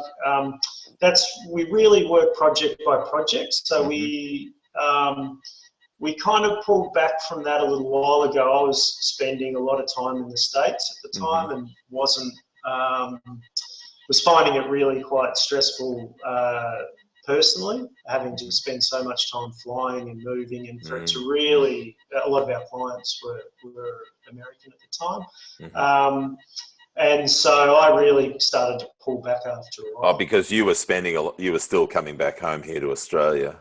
Oh, I was actually living in Europe, and my mum wasn't well at the time, so. So you were doing the big triangle from Europe to the US to Australia. It's around the world, and in 1 year I did over 200 individual flights. Yeah. So I know that trip. So it just took a huge toll, personally, and on relationships and health and everything. And I basically put the handbrake on. I had to make a decision of whether I wanted to be in the States or not. And I also found we tended to move more towards getting, we're doing kind of eco-village projects in combination with productive landscapes. And they were fantastic. But I was really at the stage I wanted to get more back into kind of the farming roots and actually growing food. And I wanted to get back to more practical experience, which was where I started, basically. And so, I think that's when we started, when we connected and doing a lot of the master planning of the farm. Planning courses. Oh, sorry about that. That's okay. Okay. And I really wanted to get back to basically trying to focus on getting my own project in effect. And that's the ultimate goal. So a lot of these images are so on the left, this is kind of the Eco Village hub centre areas. They're renderings with artists. And we would get teams of, I think one project had about 40 different consultants from our side work on it. And that might be anything from assistants to plant people. go through this. There we go. So there was this project which really kicked us off in Hawaii. We had a client that wanted a family retreat. So it was two siblings and parents. A parent wanted a retreat that they could go to. They had their main residence in the States on the mainland, and they wanted a place to go to, which was basically a long-term vision for their family, and it was the mother's legacy, so to speak. So they weren't sure at the start. They said, "Oh, well, what's the scope of work? How much do you want us to do?"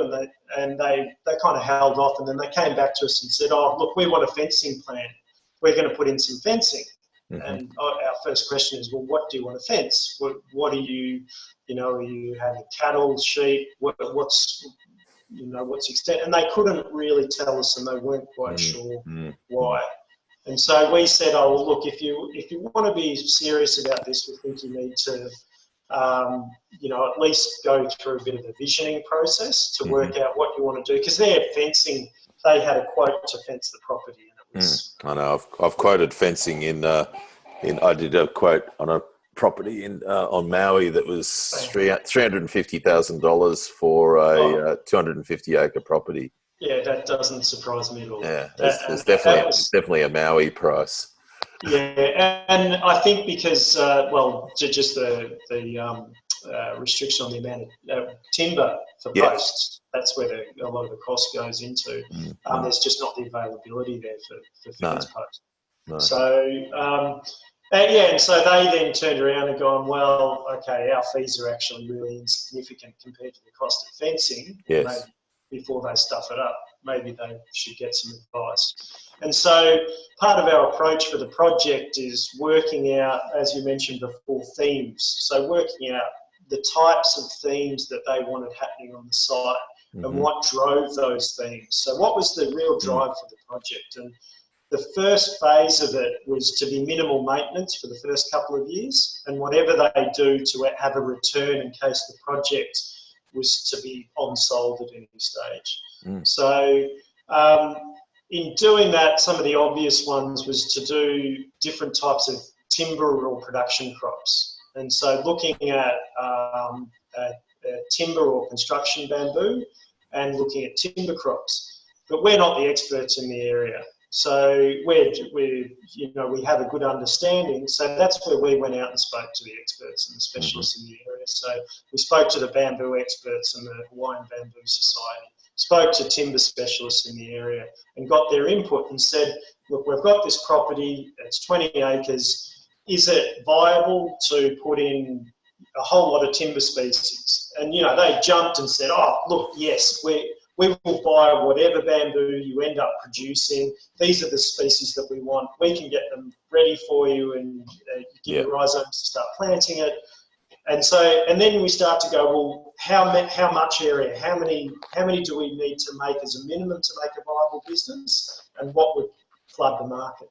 And so that started to give us these constraints, basically, to work towards. So that bamboo belt, we then went back to the client and said, "Look, we can do this. This is a rough cost of what it would be. It would take this month to do this amount of energy to do it, and it'll suppress all the grass underneath it so that you don't have to mow it and maintain it. We'll reduce your maintenance costs. And worst case scenario, they're all clumping bamboo. You can rip them up if you don't want them and non-sell them." Yep. So, and we basically went through a whole lot of suggested themes. And that process that visioning process would bring up new, different ideas as well along the way. So, so that's kind of the Hawaii project, and that was the one that really kick-started us off. And that was you and Doug's sort of relationship and output too, because in terms of portfolio, I think this was the project I saw. It probably was. There's I'm pretty I think it was. It was that. What island was that on? Yeah. So that was on the Big Island of Hawaii. Yeah, right. And I wish I bought land there back then. Yeah, well. Yeah. Beautiful property out to Maui, and phenomenal land, great clients, and trying to do really good with their long-term vision, what they wanted to do on the land.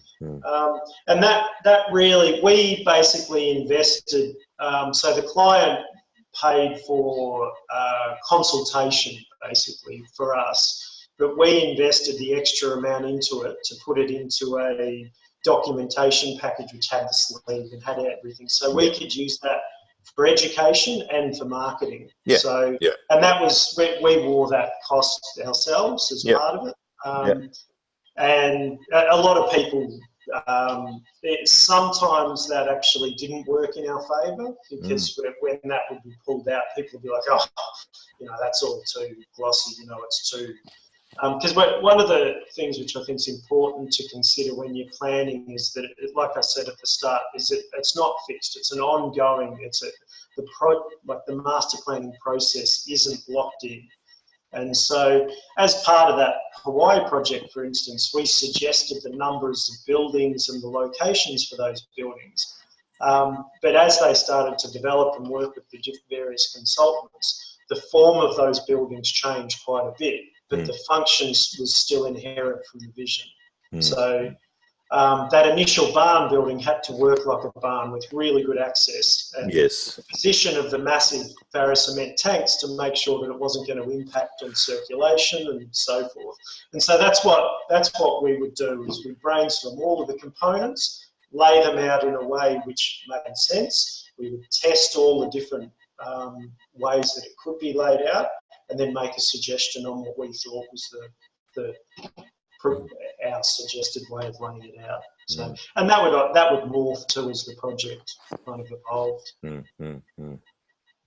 Okay, let's have a look at the next thing here. Just various slides. An interesting project down in Inverloch was a nursing home in a rural area. So Inverloch, for people who don't know, that's in southern Victoria, right on the coast there. Yeah. And it was interesting because that was one of the first projects which I was managing on my own and kind of taking on the whole project. And I networked with a local nursery. This is a long time ago now.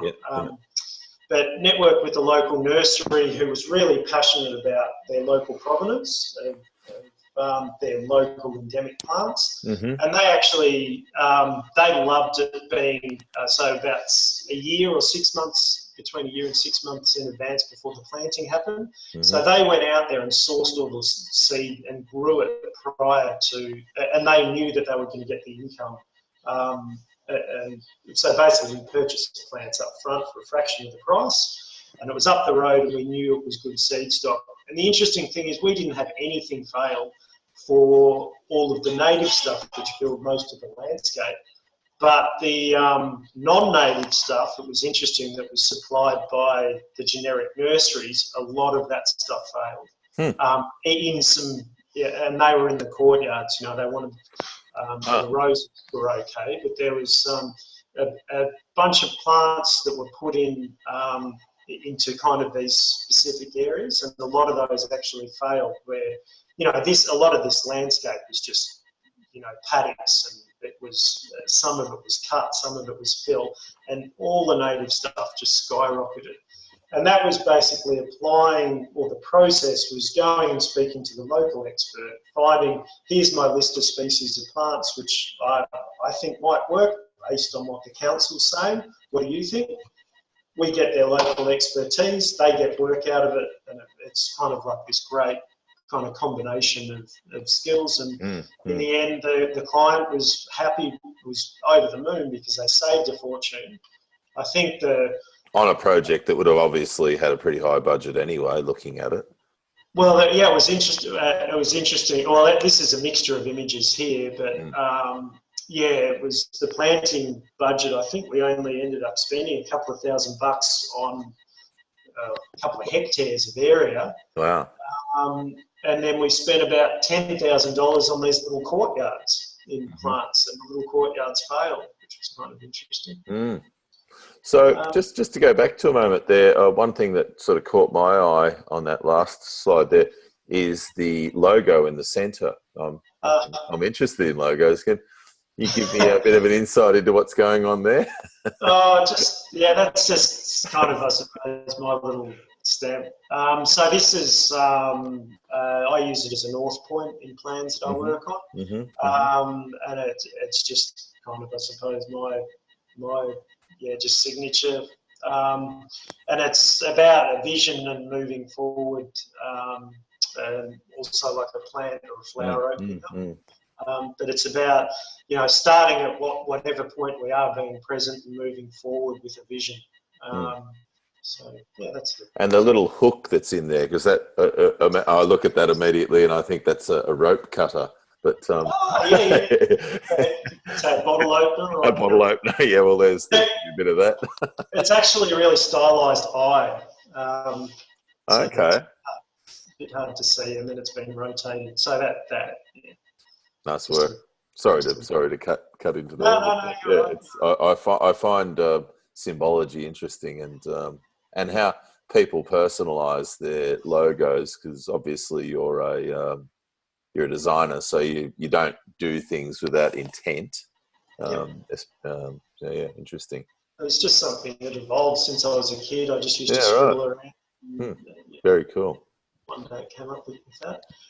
This was a really great project and one of the most satisfying projects that I worked on. Mother lived in a community garden. Had a family friend who was she was kind of the matriarch of the project, and she asked for a bit of a favour to help out on putting this together. And they'd had a group of about 30 people initially, and they'd been trying for over 2 years to consolidate their ideas to get access to a bit of land. And they just couldn't get their idea, a consolidated vision or ideas, and she asked for my assistance. And so I jumped in and ran a few workshops with those guys. And we went through that process of working out, okay, what are the themes that we want? And obviously there's allotment gardens, there's community shared gardens, we need composting centre, we need administration. So we worked out what all the components were, themed them together, scaled them. We had this on massive butcher paper on the ground, and basically started to work these ideas. So that's what you've got there. You're on the ground with a big Peter, and you basically got all these blocks, and you're moving them around to sort of And so that was by about the second meeting. The first meeting we spoke about the big broad stuff and getting the themes, and then we broke it down into the guys called them pods, or basically components. And so they knew that they needed, because there was no public toilets in the area, so they knew they wanted to build a toilet, but because it was on a public toilet area and they wanted compost. So what we did is we had these different pods. People would put their hand up and say, okay, I'm going to research the parameters for my area. And so that pod went out and they said they wanted a composting toilet. They looked at all of the regulations. They did research on how much it was going to cost, who was going to provide assistance and volunteer in building it, or what. So, and then there was all these different groups. There was a funding group, a grants group, a child minding group, and so forth. And so these, basically all the groups worked out the parameters and then came back, and from that we got these rough scale for the different areas for these components. And then layering that over, we needed to make sure that there was access for a fire truck to drive through the centre of the project, and access, and this is actually a flood prone area, so we had to deal with the stormwater flow, and the flow of the water and for flood would actually go away from where the main body of water was. So then having to swale all that back in. So, because it was where you see in the bottom left-hand corner of this image was basically for years it was either rock hard in summer or mud in winter. And so rather than them just start building garden beds, the idea was to put together a plan that council could say yes to, and then they could go forward and start working towards some sort of vision. So, and now the garden service thousands of people. And sure, yeah. How recently is this photo taken? I haven't taken this photo. This was from their website. I'm not sure. I'd say it's fairly recent. I was there probably less than a year ago. Mm-hmm. And it looks like there's been quite a bit of work back down in this one. So when did you do the consultation process? It would be more than 10 years ago now. Yeah, right. So the whole, you've worked enough in developing countries to know that often with aid there's a lot more participatory design than there is in Western countries. Is that Yep. Is that something that are you seeing, or is it just because of the way you work? Are you seeing that there's more participatory design processes that's happening within the broader landscape architecture profession, or is it something that you specifically see as being the best way to go for the way you want to work? It definitely depends on the client. So these guys were struggling getting a consolidated vision. And basically, from the first moment I walked out on site, I roughly knew what it would be laid out as.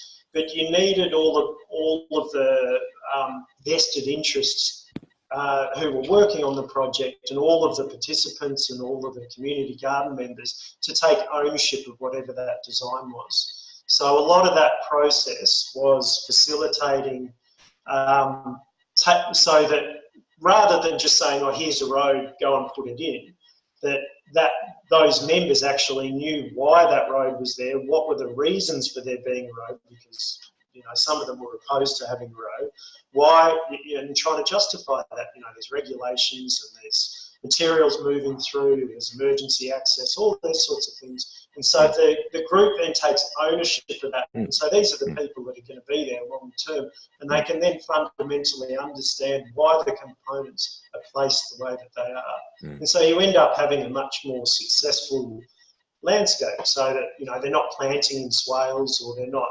putting private allotments in the community areas and then create. So we're trying to avoid conflict and increase efficiencies where possible, and so that's what that.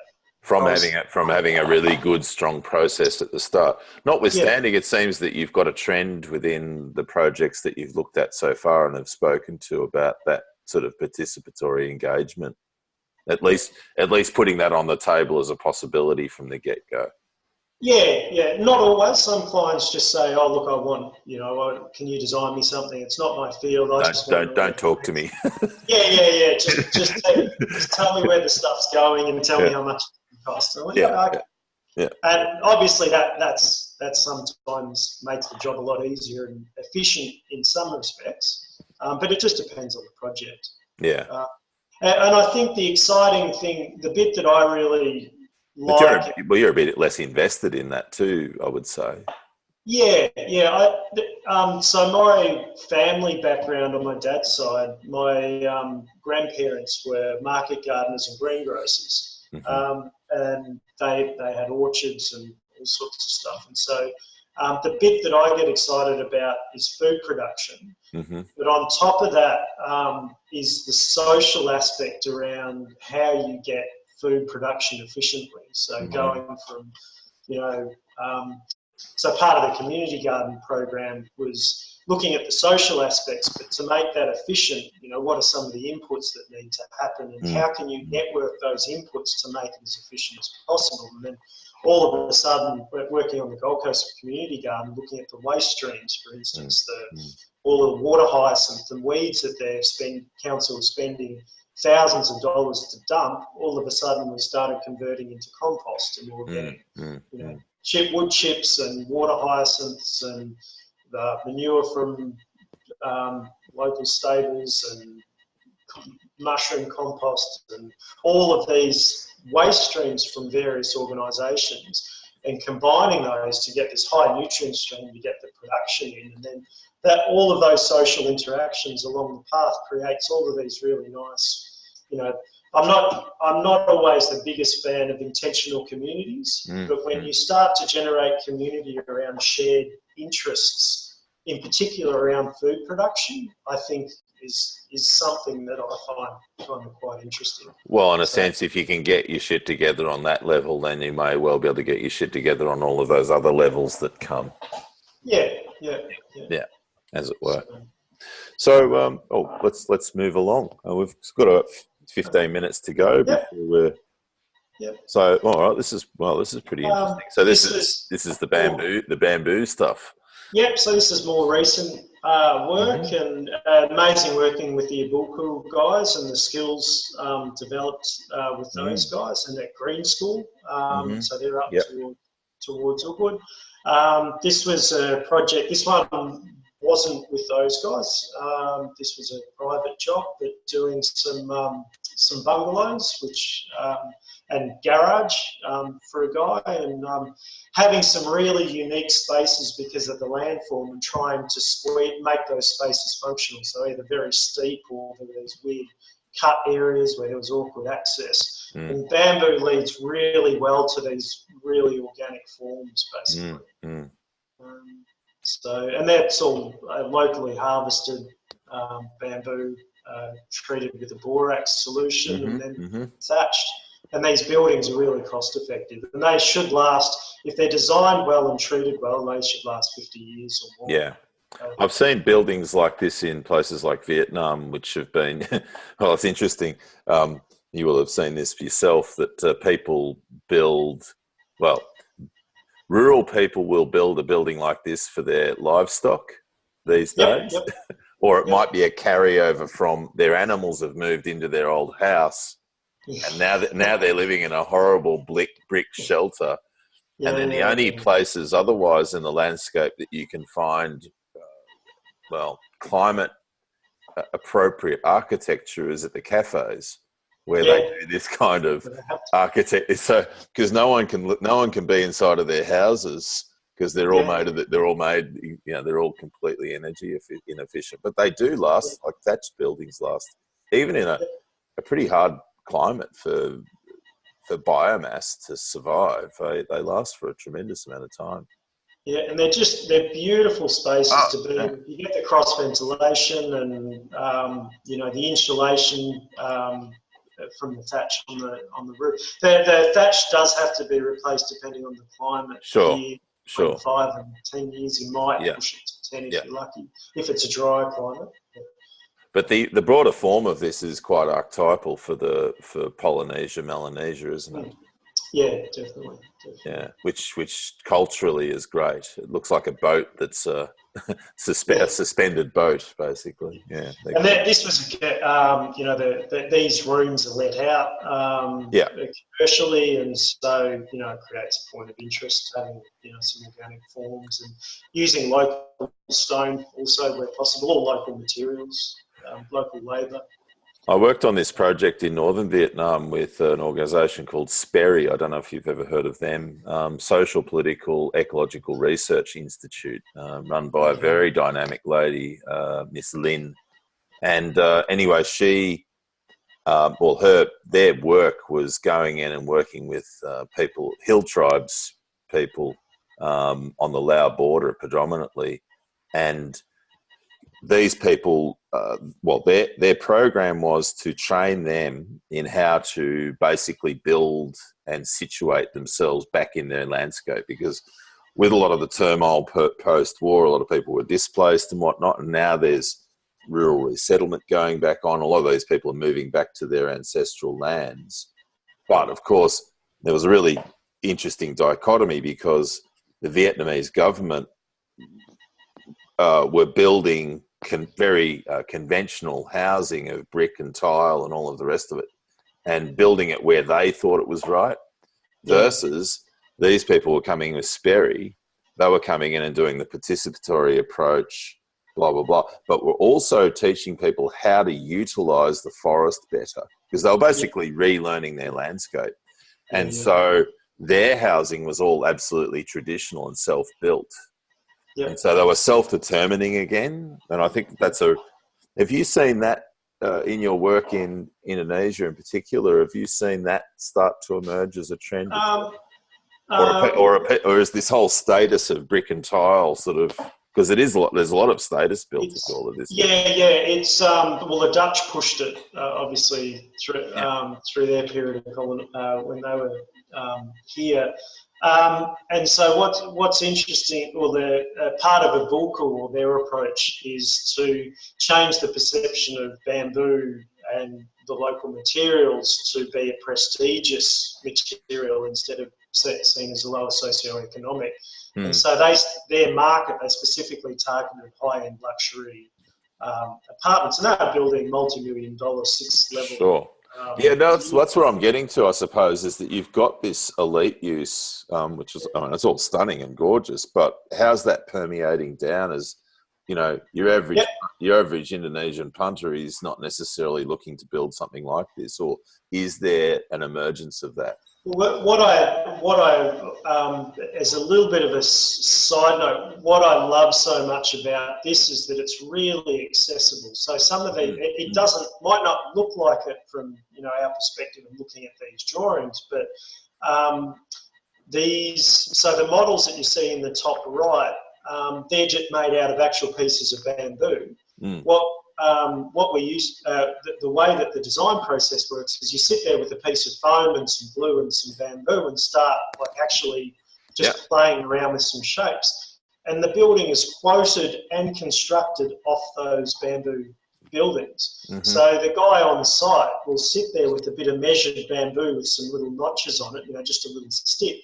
And he doesn't work off any drawings, he's working off these models. And so that's all of a scale. sudden, it's this kind of language which changes, and you end up, what's really refreshing is that you don't have this cumbersome set of documentation drawings. You just have a model, which was really fun to make, and you can have it's much easier to have several people sitting over a model and building and playing and around with it, and then talking about the design using a physical model.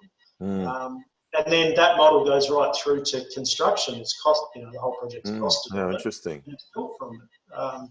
So that's a bit barefoot architect sort of stuff, isn't it, too? Yeah. But it kind of leads, it doesn't matter if the post is maybe, 500 mil out, because it's going to work anyway. The bamboo's not, it's compliant. Out of the pile of bamboo, we just grab a bigger piece. Yeah. It's a really refreshing way of working, but it also means that people that don't have this design construct background can actually access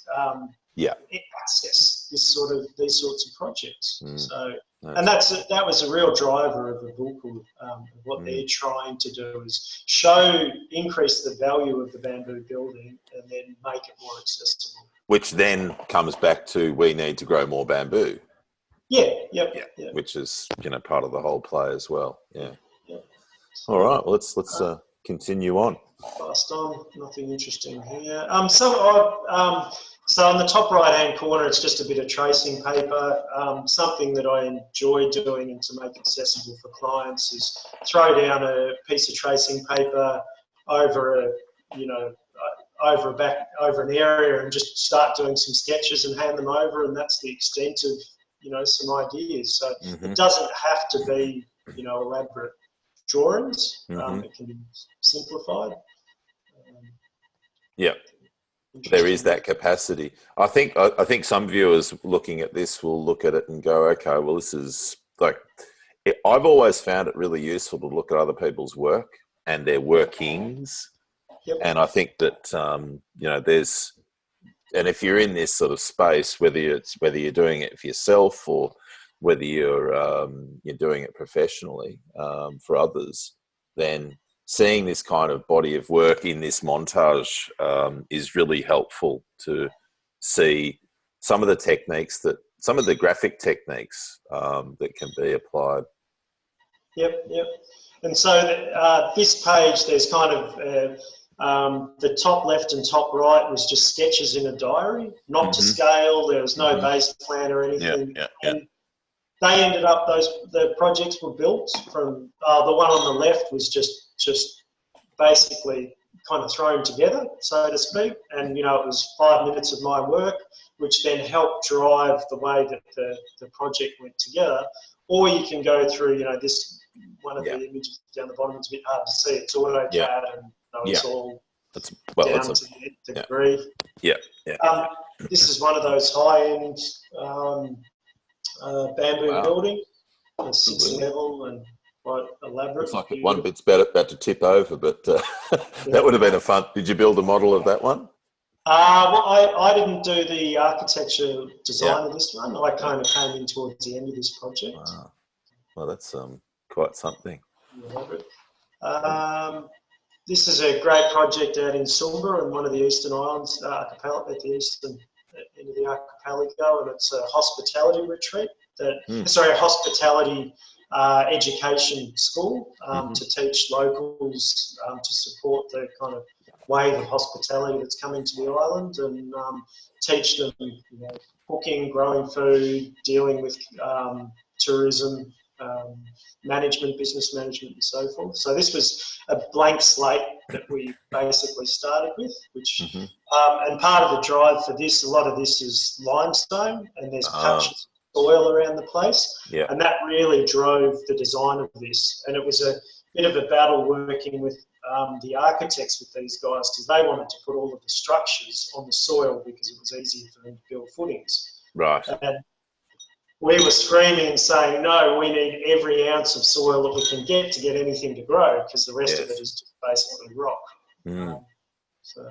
Well, isn't that, I mean, that's one of the, it's a very interesting thing. I've worked on a few of these multi-consultant projects over the time, and I've remarked on this in the last week on the Rex, that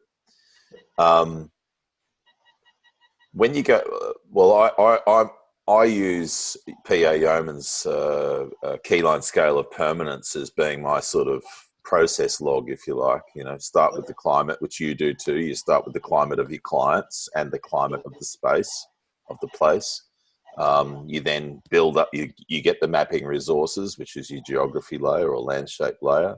But from that point there on, I think, well, this is my question to you.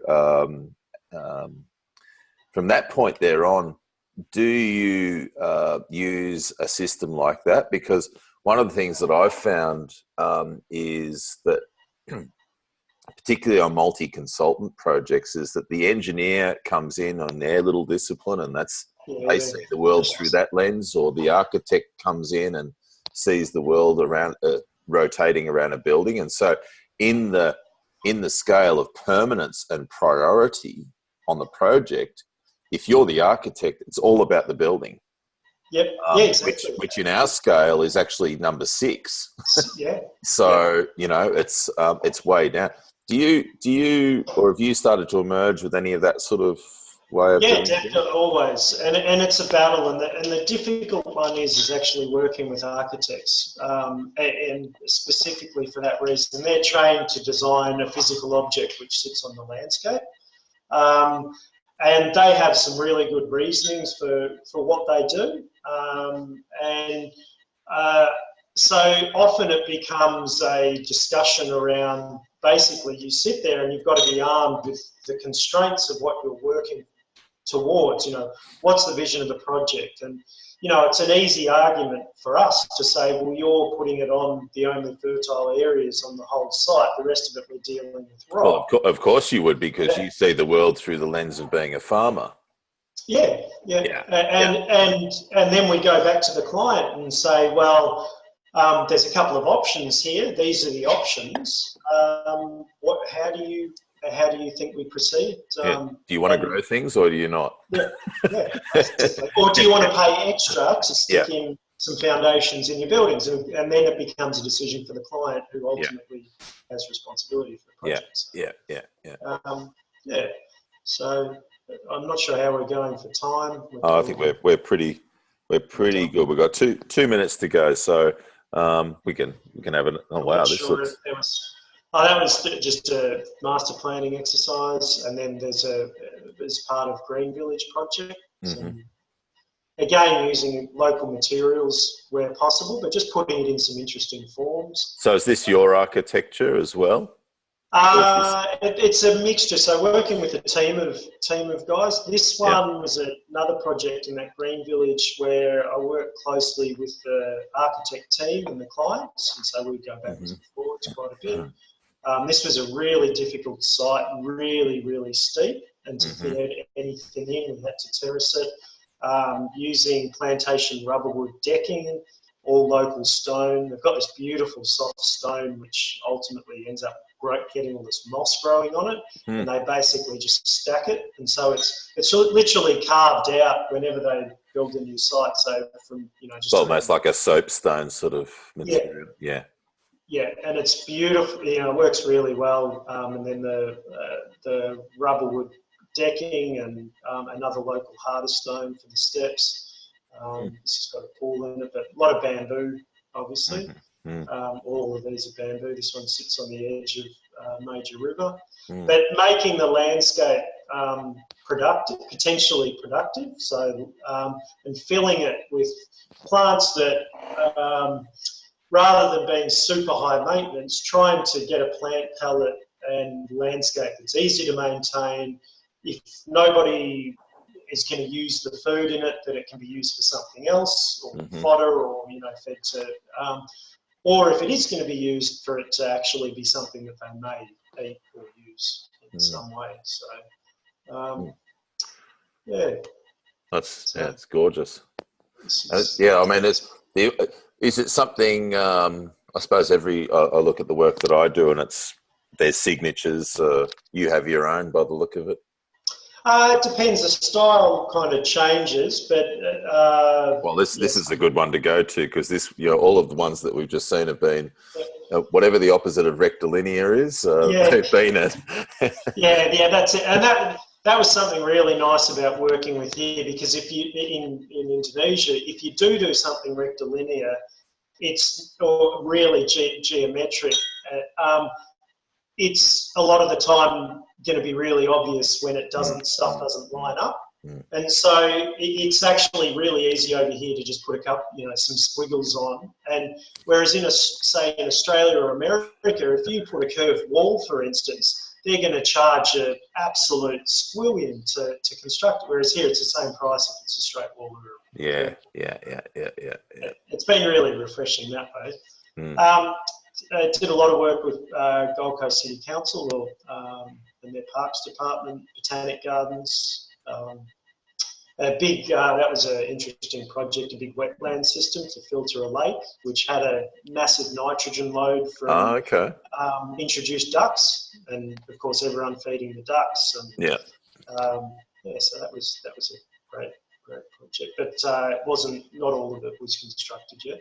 It was a while back.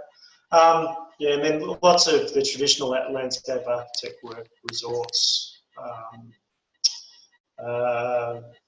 There's some Type A overseas projects, so there's some third stuff in there as well.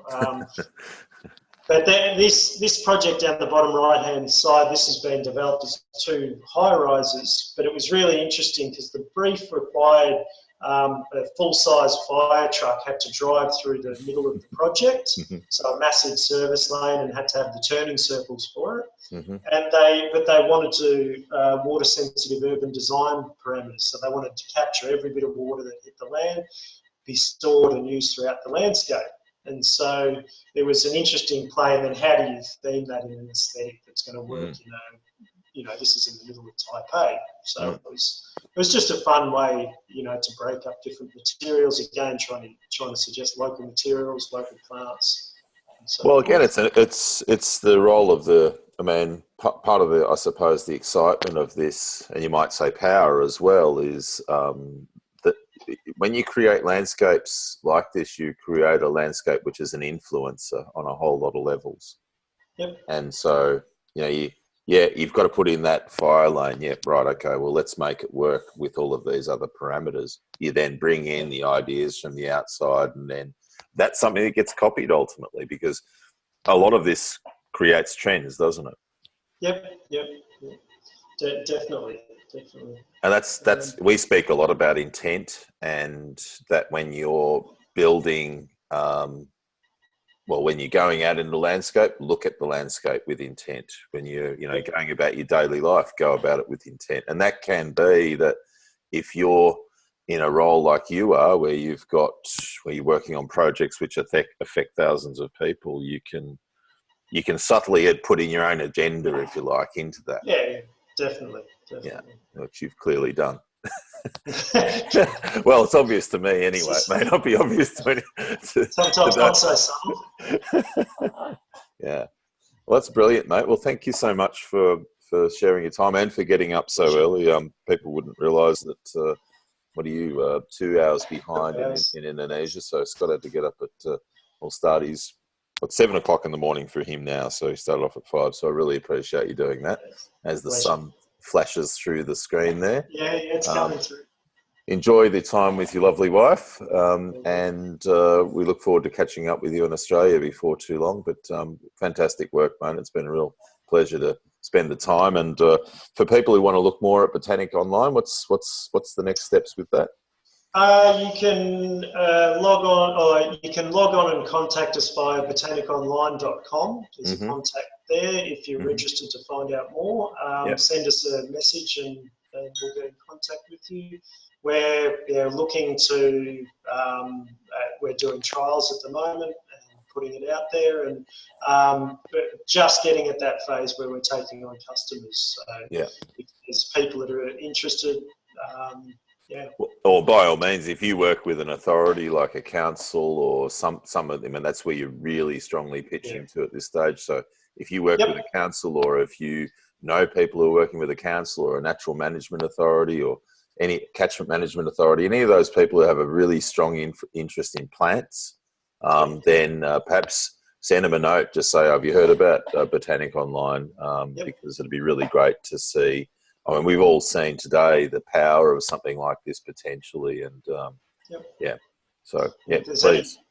If there's any plant champions out there that want to help the cause, we much appreciate it. Yes, well, hopefully there's a few of them too.